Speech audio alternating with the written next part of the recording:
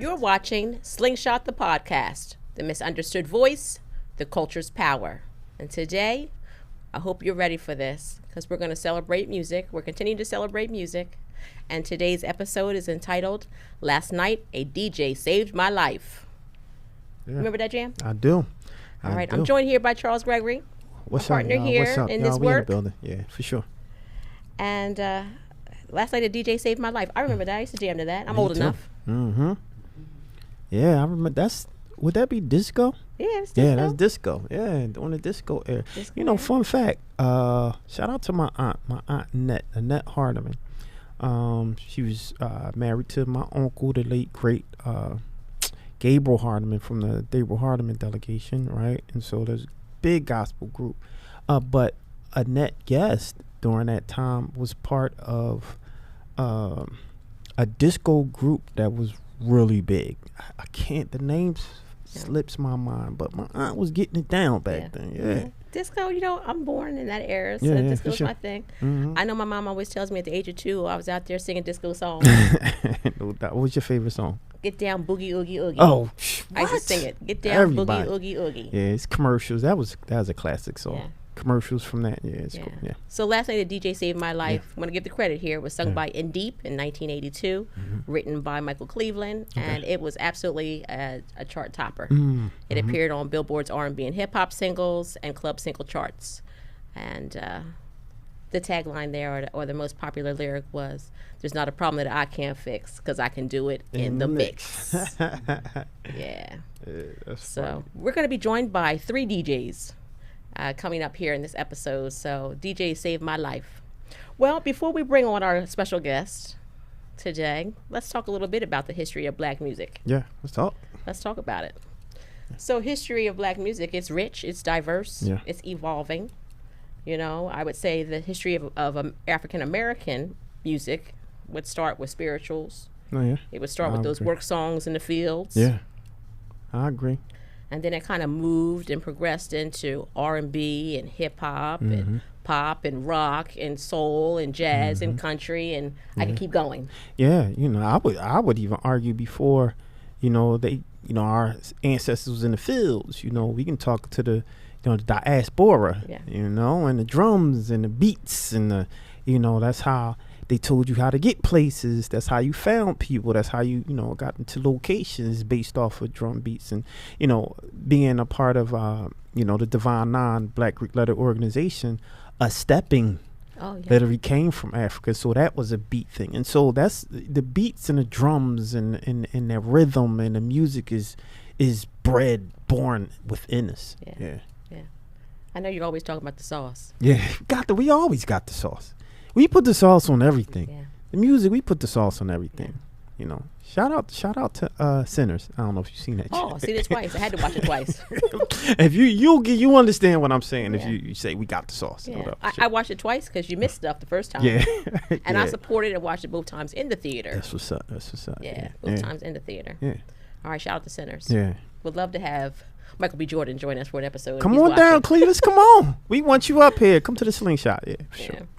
So history of black music, African American music, African beats, that is all lively within our culture. And, I'm going to take us back a moment. 5 years ago, Charles Gregory, 5 years ago, we were in the midst of the pandemic, the COVID pandemic. Yeah. And many of us were stuck in quarantine. Remember quarantine? I sure do. And we were stuck in quarantine with nothing to do but looking at our family members. And we needed something to save us. That's right. And it was the DJs that saved us for me at nighttime. That's I turned on TV. So it was on like social media. That's I was like in my Instagram and I was seeing the feeds coming in. And I was seeing DJ Jazzy Jeff. Yeah. And I shout was out seeing, to Philly. yeah, shout out to Philly. DJ Nice. Yeah, D Nice. Yep. Yeah, they saved my life. There you go. There's a lot of talk right now about this 5-year anniversary and the power of club quarantine. That's heavy. And it was a way for us to work out frustrations. We were dancing in our homes. That's right. Were you dancing in your home? Not really, but I got it, you know. Yeah, music can get you through the hard times. It sure That's can. how the blues came about, getting us through hard times. That part, yeah. All right. That's why it's so good. People can identify with it, right? Is, you know, you listen to the Beyoncés, you know, and how she's feeling, it gets you in the mood. Listen to Michael Jackson, always got you in the mood. Yeah. But, you know, you want to talk about, you know, the oldie but goodies. They always talked about how they were feeling, you know. Yeah. I just watched Good Times. Oh yeah. And the theme song to that. Yeah. Oh man. Yeah. I miss TV shows theme songs. Yeah, me too. That was good, y'all. Yeah. I miss TV shows theme songs. Yeah. So yeah, music will save your life. That's right. And so we're going to be joined momentarily by 3 DJs, past and current, and we want to make sure you come back to us. So stick around. We'll be right back. You're watching Slingshot the podcast, the misunderstood voice, the culture's power, at New Millennium Multimedia Studios.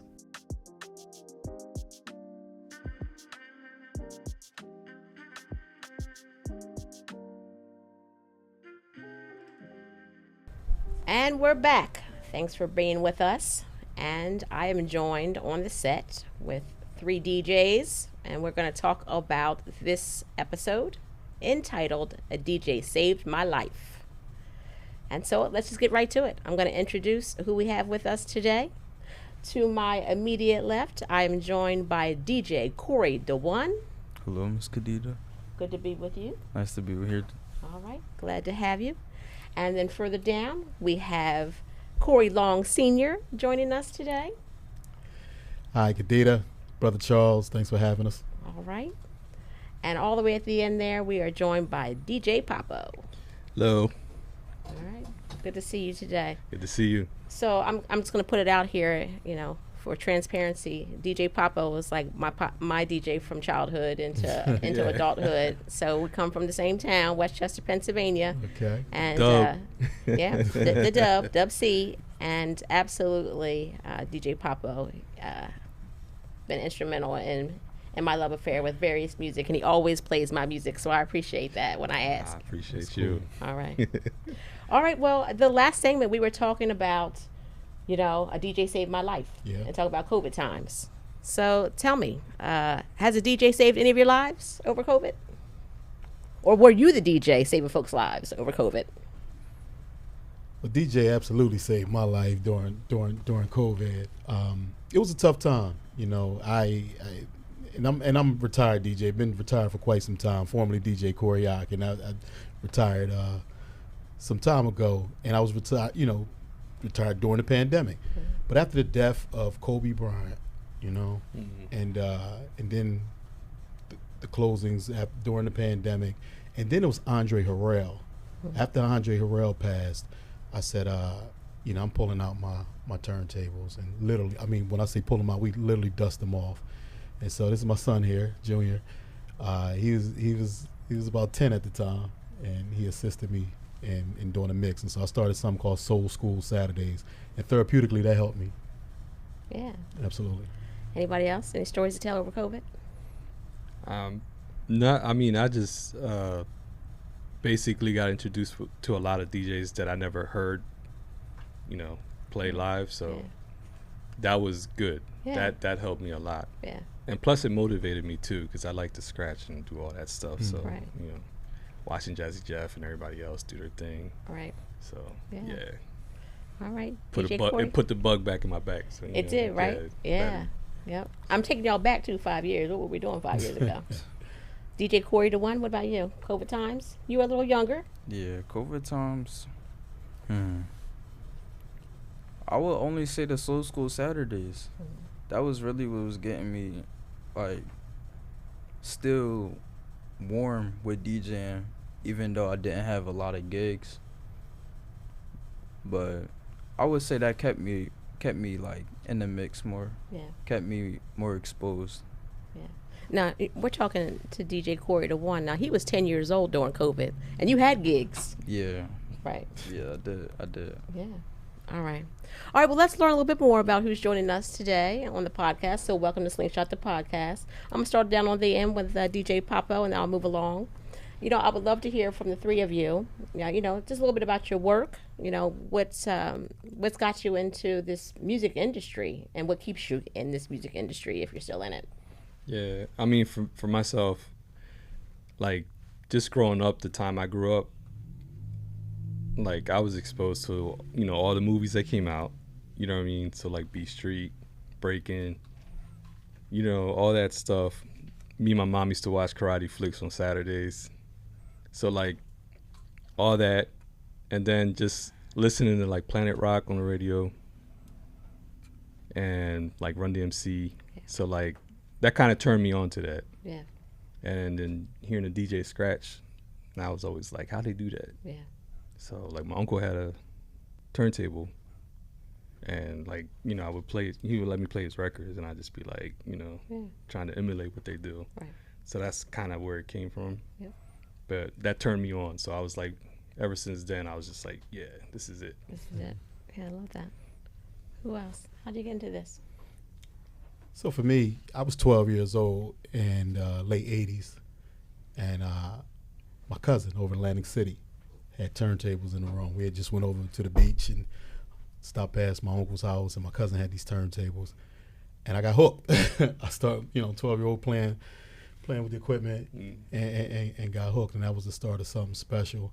And grew up through the mixtape era, and I was a pretty renowned locally mixtape DJ regionally and so forth in the 90s. And it was a friend of mine, DJ Big Chuck, God rest his soul. He used to drive up to New York and actually buy the mixtapes from DJ Clue back then. And he had made some industry connections, and he had got some guest passes, VIP passes to Big L's album release party. I believe that was like 1995. And I was one of the guests, and a couple other brothers that he picked, from the region to ride up. And going to the album release party really opened up some doors, opened up my eyes to really what music could do. And, I went on to continue in my own DJ career and DJ for Eve as a tour DJ, DJ with a group, Ram Squad, got a record deal with Universal Records.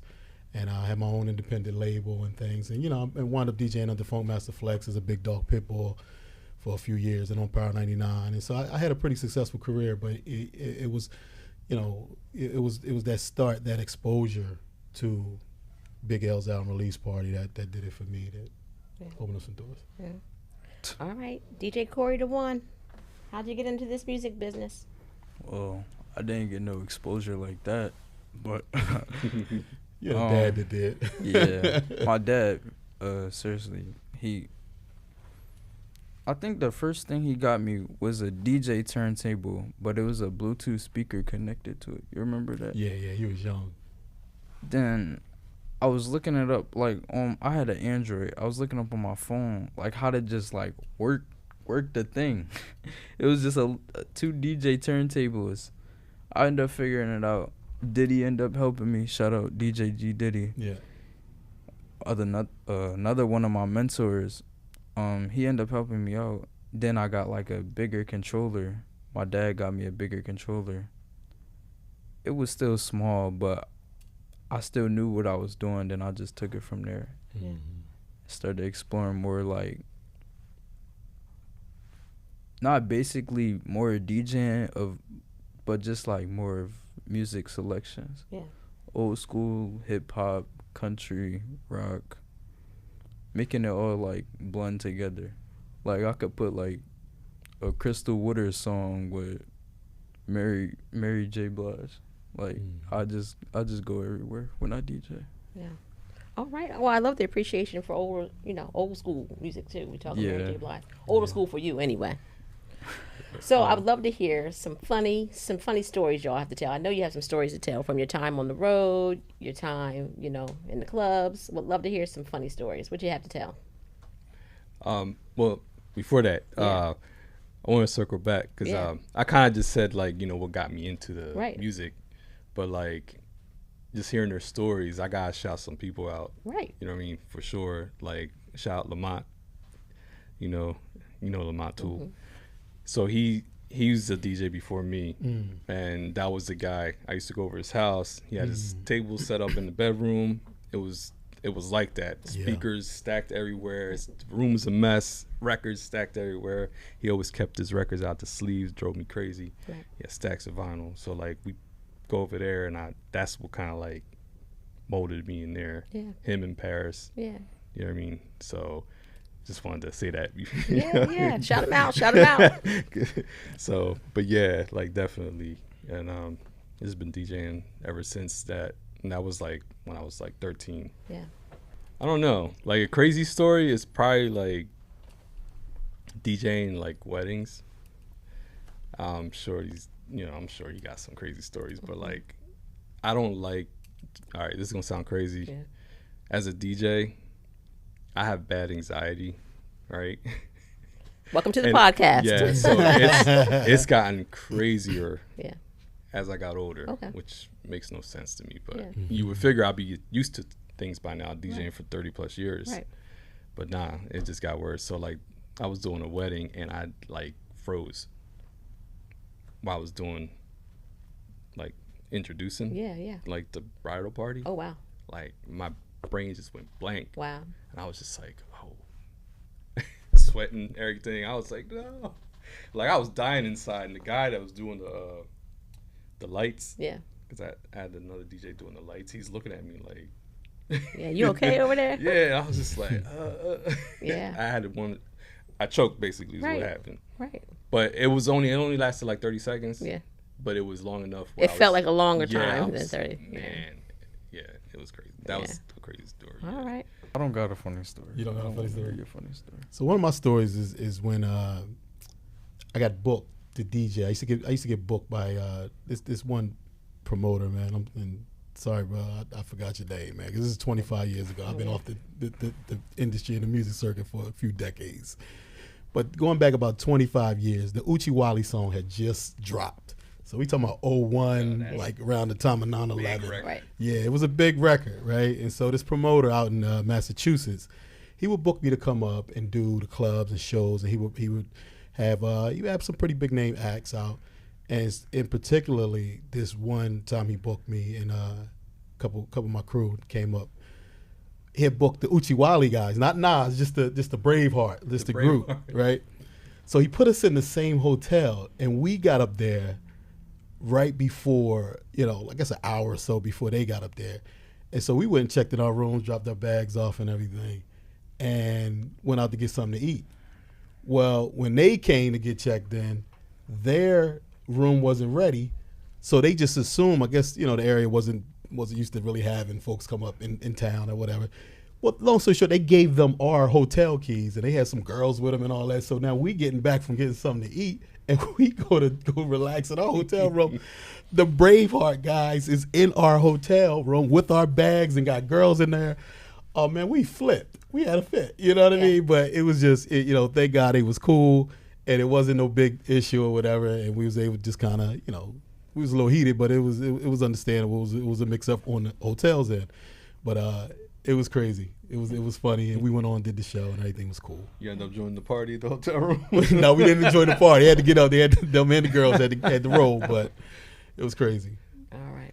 Well, we're going to take a quick break. We're going to be right back, and we're going to talk a little bit more with the three DJs here today. We're going to talk a little bit more about how music can bring people together, how people can bring music people together in these times, because it's necessary. So we'll be right back. Stick around. You're watching Slingshot the podcast. This is more than just a podcast. This is a movement to inspire and motivate and mobilize. This is for those whose voices have been unheard, misunderstood, undervalued, and underserved. We're going to talk about sports, culture, entertainment, and we're going to use this to build power in our communities. All right, welcome back to Slingshot the podcast. We're talking today about how a DJ saved our lives, and I'm joined by three DJs, and happy to have them. And so I want to talk, a little serious, get a little more serious here. So we've talked about the fun that's happened on sets and places. And, you know, we're currently experiencing really hyper-partisan political times in this nation. And it's, you know, it's kind of turbulent for many. And music has been an outlet. We talked about how even during COVID, music has been an outlet for people to release, get over anxiety, to get through tough times. So I want to ask you all, you know, how does music, how do you believe, how does music bring people together? What are you all doing to bring people together with your music? And do you think you're saving some lives? Are you all saving some lives out there with the music? Yeah, most definitely, I think. I had the pleasure of DJing a queer bar in the neighborhood in Philly. It was called Level Up. They recently closed this past January. But they were there for almost 5 years. Shout out Ken, the owner, and Keenan. But DJing there, like I DJ, you know, obviously house parties, you know, weddings, any type of gig, I've done it. Yeah. But to be honest, DJing in that space, it was fun. Yeah. It made it like it was fun. It was joy, you know. And I could say that them, like that community having the space to do what they do, you know, to be themselves, not worry about someone looking at them, you know, judging them. They had that space, and it was just like a big party. It was love. So like, you know, DJing that kind of just, it like had that, like, cause my fire DJing, like I was, you know, I was like not into it as like I was when I was younger. Yeah. But DJing in that space, man, like that gave me life. Yeah. Was it a different kind of music you were playing? Nah, it was the same that you expect at a club setting. Yeah. You know, nothing's different. Yeah. You know, it's just who's there. Yeah. But I mean, my opinion, they party better. You know what I mean? They party way better. I don't care what anybody says. Yeah. So it's like, and I hate saying they, like they're like some, you know, but yeah, like the atmosphere was just great. Yeah. Like, and then, like I said, but they can be themselves. Right. You know what I mean? So that felt good to do. Yeah. You know what I mean? And the music I played, I could play everything. You know what I mean? House music, I love house music. Right. But like I play hip hop, R&B, reggae, and all that stuff. But like I can dip into house music. Yeah. You know, for the obvious reasons. Right. You know what I mean? People start voguing, you know, doing whatever. The culture. Yeah. So it's like I could do that. Yeah. You know what I mean? So, but yeah, shout out to them. You know, shout out to that whole collective, Philly Black Pride. Excuse me. Jason Bowman. He would come in there. He's a big advocate, you know, in the scene. So in the community, I should say. You know, shout out to Greg, because they would have events there that I would do, and he would only use me and this other DJ. That's it. Did you ever catch any flack as a DJ? You know, you're straight, so was any flack and working in the LGBTQ space? Not so much, but I did. Like, it was just like a one random person, right? Maybe two, and that was actually like the women. Yeah. So like I would DJ some events that was like geared towards just the women. Yeah. It's all right. So like they would have events and it'd be geared to like men. Right. And I would do those because obviously, you know, like that's easy to do. But then the women, that's easy to do too, but they're looking like, you know, there's phenomenal women DJs out there. You know what I mean? So they're wondering why there's a guy DJ in their spot, right? You can get such and such, you know. Why you got him up there? Right. So it was something like that. It wasn't so much hating, but it was just more like, all right, you know, we got our DJ. Like, why ain't she up there? Right. Yeah, but like, even though like the DJs, the women DJs, they embraced me too. Good. So like we did events together too. Shout out DJ Honey, you know, shout out DJ Dior, and like Deluxe, you know. Yeah, all of them, they embraced me, you know what I mean, and still book me to do things to this day. Like the main event Philly, she always, you know, Deluxe, she always hit me up. She always include me in something. Right. So I appreciate that. Right. Inclusion's important. You know, we talk about turbulent times. Yeah. And, the controversy around diversity, equity, inclusion matters. Yeah. Representation matters. Yeah. That matters. Right. That matters, and that's why, like, not to go off on a tangent, but like community matters. Right. Yeah. So I feel like, I don't know, how it was growing up, but like it was more community. I feel like it was more community back then. Yeah. But I feel like everything, like especially from our town, right, everything's spread out. Everybody moved away, whatever. We had our little niches and little neighborhoods that we had, even police athletic league. Right, PAL. Right? Yeah, like, what I mean? Things like that. Community centers. Yeah, the YWCA community centers are was disappearing popping in the small towns. Yeah. So, like, yeah. I was just referencing Paul Stations nightclub. Shout out to Paul Stations nightclub, Delaware County. What? Right. I was going there when I was 14. Look here, and you were allowed in there. I think. Weren't you allowed in? Like Sunday, but Sundays. like I would go with like Mo. You remember Mo, right? Modesto. Yeah. Right. Him and Angel would take me with them. Crazy. I was there when Biggie Smalls was there. I was there that night. The night he got arrested. The night he got arrested. I was there. I was there. Didn't somebody? I'm sorry, not to cut you off. Didn't somebody? No, it was Method Man, right? Somebody, the speaker fell on somebody. The speaker did fall on somebody. Was we it, rushed the stage. We was all up. Or the robot fell down. The robot fell on somebody at some point. Yeah. Really? Oh yeah. Shout out to Paul Stations nightclub. It doesn't exist anymore, but it was the hottest nightclub on the East Coast. Yes, on the East Coast, right? Not Pennsylvania. On the East Coast, it was the hottest nightclub. From everywhere. Shout out to Paul Stations nightclub. Shout out to Paul Stations. All right, who else? Come on, turbulent times. How's music bring people together? How's music bringing people together, DJ Cory the One?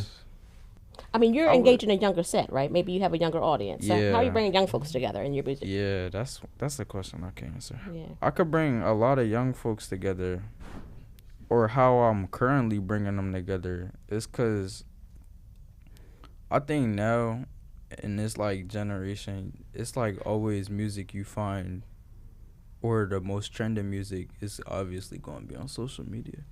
So I would the funny thing I would do, I would look on TikTok, I would look for the most trending song. I would pick any old school song. I'll go on any oldies, 90s or 80s crate that I have in my computer and try to find which one would match. Because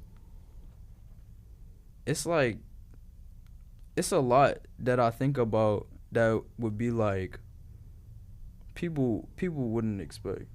So it's like, what if I did this and I'm just reimagining, I'm overthinking how people will react. I'd be like, yeah, this tough, this tight, this nice. It's like bridging generations together, right? Mm-hmm. Yeah. You got a good brain. You got a DJ brain. That's good. Yeah. Always brain. thinking, like you know what I mean, like outside. Yeah. That's good, man. Well, for me, I live through DJ Cory the One, through my son. So I put all my efforts into impacting him as a father first, and then as a community advocate. I put all my time and resources. I've retired from DJing many years ago, and I watch him. I make sure that he has all the tools, all the support he needs. I'm his number one fan. I'm his Uber driver. I'm his, his help set up, driving, pick him up. You got a gig down in Dover, Delaware, coming up, few weeks. 2 weeks. So I have to carve out my whole day for him. That's an hour away, and hour away to pick him, take him down there. And then I'm not going to drive an hour back, so I got to stay down there for 4 hours with him, and then it's an hour drive back. So that's 6 hours of a Saturday for me. You got another booking too earlier. Yeah, I don't know if I told you. In the morning. We share a personal assistant. We got a virtual assistant. Yeah, Lorado texts me. Shout out to Lorado. Shout out to Lorado. Yeah, she's from South Africa, but she's awesome, and she does his bookings, and she's my personal assistant. But so that's where I put a lot of my time and effort into him, and into really impacting Black and brown men in my community. As a mentor, as now CEO of a organization, mid-sized organization, making a change group. It's how can I get the message? I've always been a motivator, a crowd motivator. That's what MC is move the crowd, and DJs was right next to the MC. We always motivated individuals, right, to celebrate in the party. How can we motivate you now to do things that's going to impact your life and impact your community? How can we motivate you to the polls? Right. Shout out to the DJs at the polls, because that was a dope concept. Yeah. You know, how can we motivate you to care about the issues that are impacting our community the most? That's why I love what you're doing so much, Khadija, you know, and creating platforms to bridge the gap, bridge generations. So to all my DJ friends out there, young and old, you know, just don't just get stuck in the rhythm and the music pieces of what you do. You have a talent, you know, you have a talent to bring people together. And when you bring people together, use that platform to speak messages of things that matter. Don't necessarily have to be in the party, because folks, you know, we all want to let our hair down, but I ain't got no hair no more to let down, right? But we all want to celebrate and kind of enjoy ourselves. But after that, people are following you on Instagram, on social, on, you know, and use your voice to continue to motivate and uplift people and bring people together. Yeah, I love that. All right, we're coming to a close, so I'm going to give you all just the final word, you know. Tell us a little something that we need to hear. If we're talking about evolving the culture, you know, today's episode, last night, a DJ saved my life. Music is so important in our communities. So close us out. Anything you want the people to know as we head out of this episode today? I would just say, you know, make sure you guys support your favorite DJ. Facts. That 100%. Yeah, 100%. that matters a lot. So you see them somewhere, you see them at some hookah bar, wherever, go check them out. Go support them. You know what I mean? If it's one person to 100, doesn't matter. Like, go support them. Yeah. I'll say to all my DJs out there, mind your health. Mind your health. Several of the DJ brothers that passed on, that was in my era, you know, that I knew. You know, shout out to DJ Clark Kent. Shout out to Fat Man Scoop. Yeah. Shout out to DJ K Slay. Yeah, Fat Man Scoop, that was crazy. Yeah, I'm forgetting one, but these are, you know, when they pass, you know, I'm going back to the 90s. I mean, these are guys that we were, you know, we were in certain circles and mixes together at one point in time, and that cut deep when you guys, you know, pass on. Shout out to my man Master Blaster from my hometown, Chester, PA. We're at an age now where we have to really get focused on our health, and, you know, brothers out there, get your checkups. You know, not just DJs, but men in general. We have to get more serious about our health, you know, because we have enough things. We have enough political executive orders coming against us, enough things in society that stacks against us. We don't need to continue to be a detriment to ourselves. Right. So if you could say anything, you know, this time you could say a retired DJ saved your life, because maybe you'll get up and go get a checkup at the Love clinic. That. Love that. What would you recommend to some young folks coming up? Who's the 8 and 9-year-olds that want to be DJs? What do you recommend to them to get into this life? What I would recommend the newer generation coming up trying to be DJs, I would say block everybody, but block all the intrusive thoughts out of your head. That's what I would say would stop you, because it's like I practice a lot of, I don't really like talk a lot, but I practice a lot of like distancing, like mentally and physically. Like, it's not easy to get in my head because I know like what I'm capable of. So I would say always try to find that little spark that you're capable of. Try to use it to your best advantage. Yeah. All right, I love that. All right, well, we are coming to a close, and I want to thank you all for being with us today. Last night, a DJ saved my life, and today I got 3 DJs on set saving lives. And if it is not supporting your local DJ, then it should be checking up on your health, mental, physical health, and also inspiring the next generation. All right, so we can do this together. Thank you for joining this episode of Slingshot the Podcast, and we'll see you soon.